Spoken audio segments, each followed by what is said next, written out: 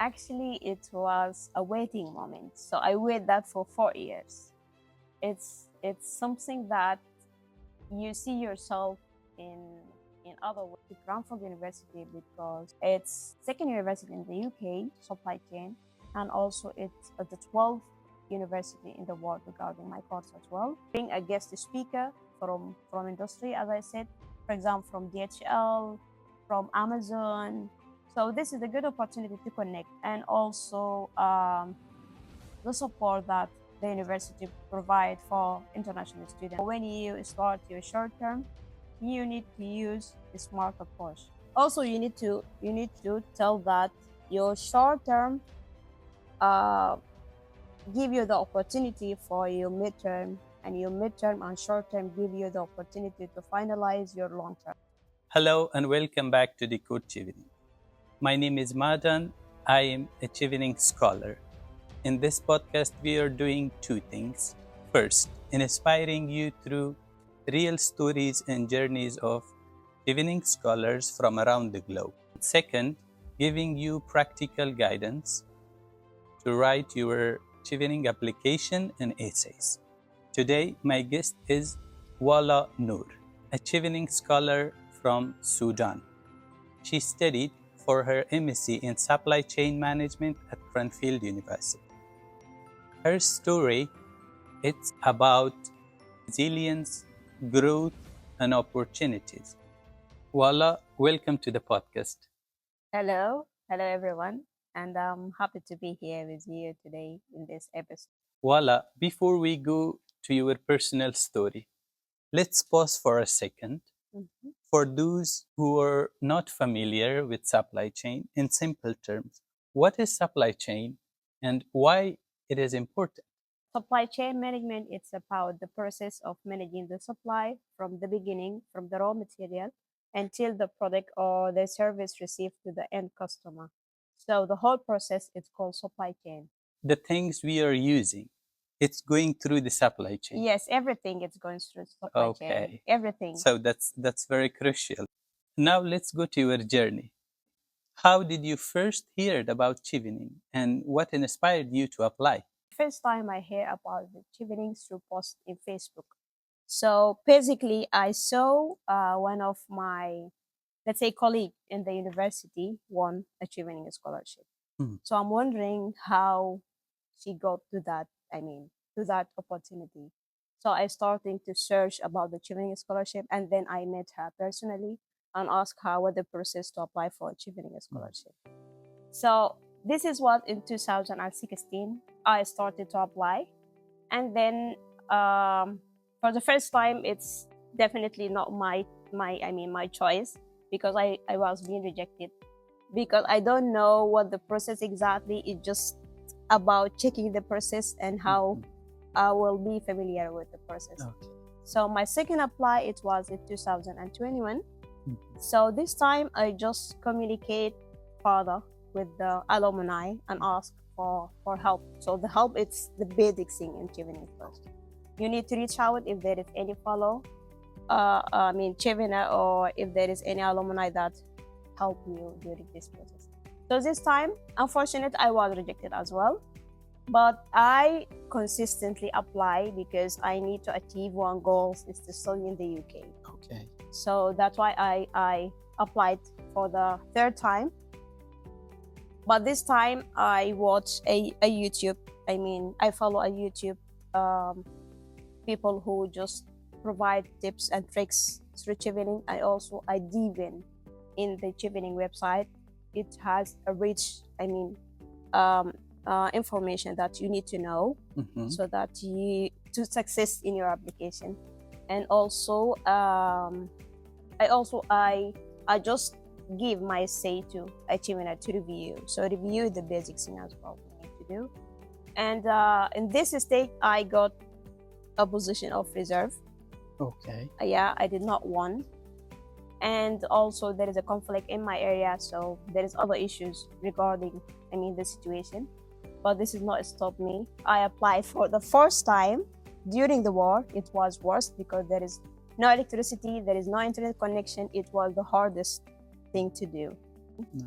I applied for the first time, fourth time, and successfully I got the job. Oh, Yeah. congratulations for Yeah, that. thank you. When you started your application, how did you consider yourself as a leader? And what was the biggest doubt you had? Through my journey, I discovered myself as a leader because one of the leadership, I mean, skills is to be patient until you receive your goal. So it's not an easy process for me. For me, it's different because I started in a construction company since I'm a civil engineer. So my role it was office engineer. So I have a chance to lead a team in different sites. I mean construction sites. My next one is working with international organizations. So I used to work with the people from the governments, which it's called co-partners. So I have to discuss and also to provide the training to the people from the government. So I feel like I have the potential leadership skills. I just need to, formalize this, this leadership skill in examples that can relate to Chevening scholarship. Mhm. Wala, in your journey, last but not least, tell us about the moment when you received the life changing email. How was that? Actually, it was a waiting moment. So I waited that for 4 years. It's something that you see yourself in other way. Now let's dive into the essays, the leadership, networking, study plan, and career goals. How did you show Chevening that you were a leader in your essays? Actually, this is a hard question because, as I said before, it's hard to show the leadership skill that you have or the potential leadership you already have. You should show by example. So, if you have an experience and you experience a leadership roles, you need just to mention that by not telling, by showing the case. It's mean by examples. You need to provide examples that show your leadership skills and how your leadership skills impacted, in that area or in that role or position. This is the main thing you need to cover through your And leadership. what examples you used? Actually, I have used three examples from my previous work. Since I'm working in the construction, my first one is about my role in that, in the construction company that I work with. And now, Wala, the networking. How did you approach your networking essay? So basically, the networking essay it's about how you build the relationship and how you sustain this relationship. Mm. So I started the essay by just identify what the networking in my point of view. So this is an important thing to start how it's, important to you, and then go through it through your essay or through your examples. So my first example was I showed the networking skills that I applied through my working as an office engineer in the construction company. Mm. It's again, you need to use a SAR approach as well. And at the end of the day, the impact. So it's necessary to mention all the things. From the situation, where's the situation that apply in network.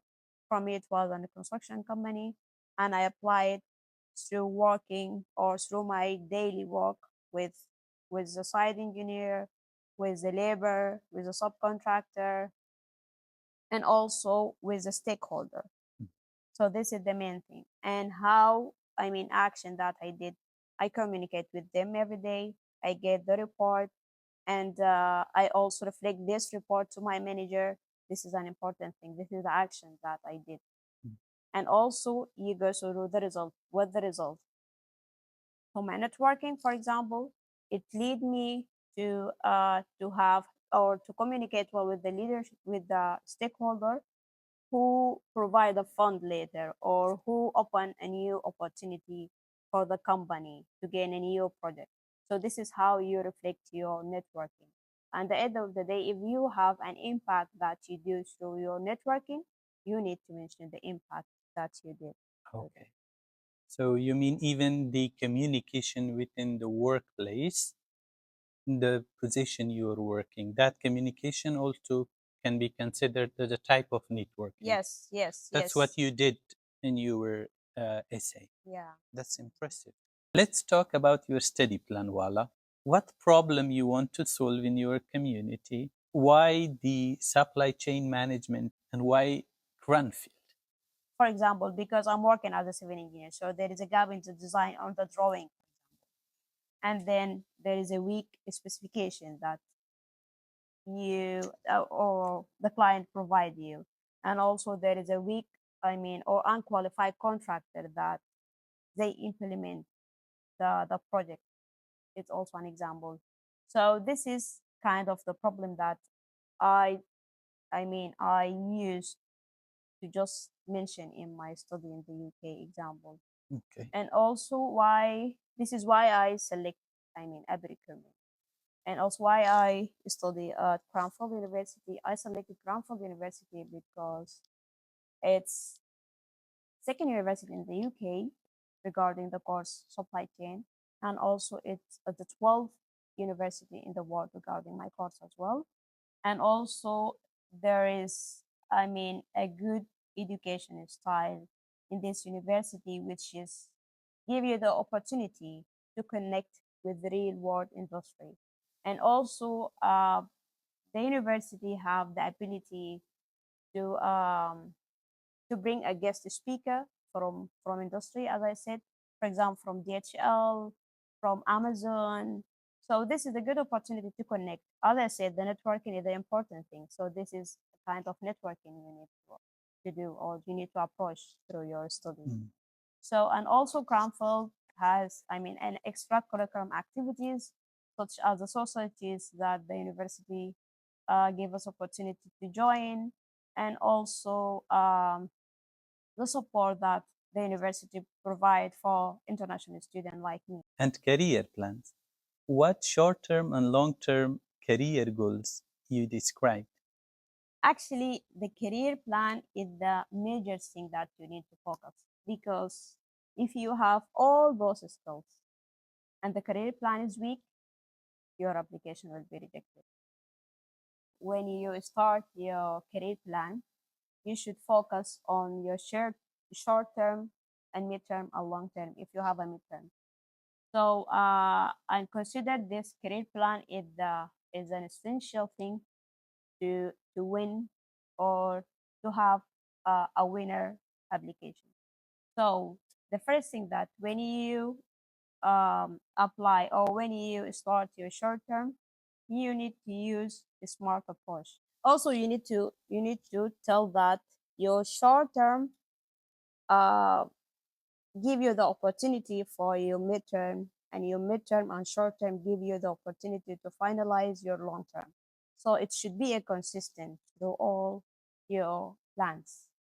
Now, the special part of the interview. For those who listening, Wala kindly agreed to review a few application essays, especially related to supply chain, and also agreed to share her essays with you.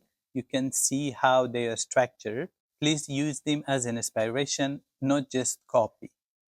The goal is to see how a successful MSc applicant structured their essay to convince the Chevening selection committee to give them the award. Her story shows the real resilience, how she sustained this resilience over the years until she received the award. Wala, thank you for joining me in this episode today, sharing your journey and your guidance for the potential applicants. Thank you. This is a good opportunity that let me just show my examples as a guidelines. To everyone listening today, I hope you got two things from this episode. First, that technical fields like engineering, supply chain, and data absolutely fit within the Chevening scheme. And second, your story do not have to be perfect when you start. The doubts are part of the process. You just need to structure your essay in a way that's palatable to the reader. I'm Madan, and this has been Decode Chevening.